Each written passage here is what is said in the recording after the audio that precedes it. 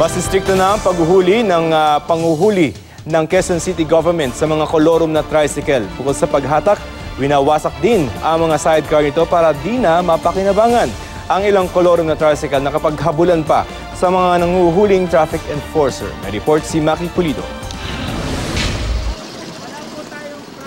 Nagpatuloy ngayong araw ang crackdown ng Quezon City laban sa mga kolorum na tricycle. Ang isang tricycle nakipaghabulan sa mga traffic enforcers sa Don Mariano Marcos Avenue.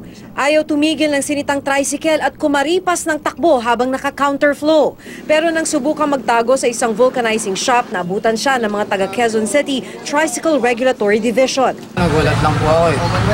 Hindi ko naman po alam na nanguhulin. Delikado yung ginawa mo. One strike policy po tayo. Pagka nahuli po natin yung tricycle, bakbak po yung sidecar. Motor na lang po yung makukuha nyo. Ordinansa po yan. Pinatupad tong August 1st. Hindi na pumalag ang ibang tricycle driver na namamasada ng mga tricycle na walang prangkisa. Dito sa impounding center ng Tricycle Regulatory Division sa Scout Reyes, Quezon City, dinadala ang mga nahuling kolorum. Tambak na rin dito ang mga sidecar ng motorsiklo na pinitpit para di na muling pakinabangan. Hindi malinaw kung ano ang basihan ng mga taga Quezon City Department of Public Order and Safety para wasakin ang mga sidecar. Pero ayon sa ordinansa, nakasaad na bilang proteksyon sa interes ng mga lehitimong unit, tatanggalin ng local government ang mga kolorum na sidecar at pagbumultahin ang mga may-ari ng 3,000 pesos. May 200 pesos ding impounding fee at 50 pesos na storage fee kada araw. Sinasabi rin sa ordinansa na ipapa-auction ng city government ang mga sidecar na tatanggalin nito. Isang dekadang nagtrabaho sa Middle East si Francisco Graho at ang konting ipon pinuhunan sa tricycle.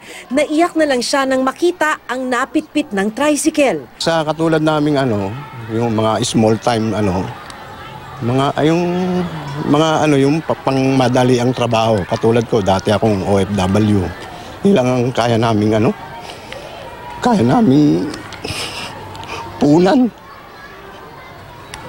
Sinira pa nila. Naintindihan ko ma'am, naintindihan po namin. Pero gusto lang namin ipatupad yung batas. Sa Quezon City Ordinance 2337 o Tricycle Management Code, may physical requirement din ng mga tricycle tulad ng dapat may busina, signal at tail light at maging basurahan. Dapat meron din itong muffler o silencer at ang mga driver may ID na in-issue ng Tricycle Regulatory Unit. Kailangan naka-uniforme na rin ang mga driver. Ang kulay depende kung saan sila namamasada. May katapat na multa sa unang beses pa lang na masitang lumalabag. Maki Pulido, GMA News.